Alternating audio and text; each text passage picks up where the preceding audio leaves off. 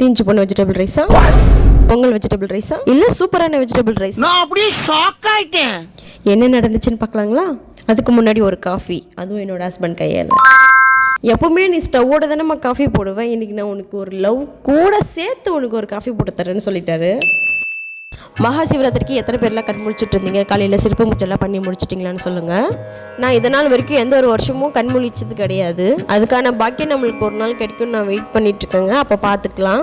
இன்றைக்கி எழுந்திரிச்சது என்னவோ 6 o'clock தாங்க. ஃப்ரெஷ்ஷப் ஆகிட்டு ரெடி ஆகிட்டு வந்து பார்த்தா டைம் 6:30 ஆயிடுச்சு. சரி ஓகே, இதுக்கப்புறம் நம்ம கோலம் போட்டு வந்துடலாம் அப்படின்னு சொல்லிட்டு எனக்கு ஒரு அழைப்பு வந்துடுச்சு. என்னென்னு பார்த்தீங்கன்னா தர்ஷன் எழுந்துச்சிட்டான். சரி அவனையும் பார்த்துட்டு அப்படியே டைம் பார்த்தீங்கன்னா 8 o'clock ஆகிடுச்சு. என்னடா அது இப்போ தானே பார்த்தோம், அதுக்குள்ளே 8 o'clock ஆகிடுச்சா அப்படின்னு சொல்லிட்டு சரி டக்கு நம்ம டிஃபன் பண்ணிடலாம் அப்படின்ட்டு இட்லி குருமா செய்யணும் பார்த்தா குருமாக்கு டைம் இல்லை. சரி ஓகே சட்னி பண்ணிடலாம் அப்படின்ட்டு சரி இட்லி சீக்கிரமாகல அதுக்குள்ளே பசியத்துக்குமே சொல்லிட்டு சரி தோசை ஊற்றிடலாம், அதுக்கப்புறம் இட்லி ரெடி ஆகிடும் அப்படின்னு நான் பிளான் பண்ணிட்டேன்.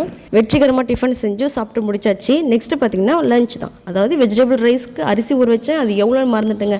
தண்ணி கம்மியாக ஊற்றிட்டாலும் தண்ணி அதிகமாக ஊற்றிட்டாலும் எதனா ஒரு பிரச்சனை வந்துருமே சொல்லிட்டு சரி அதை எப்படியோ கண்டுபிடிச்சிட்டு எப்படியோ ஒன்று கரெக்டாக லெவல் பண்ணியாச்சு.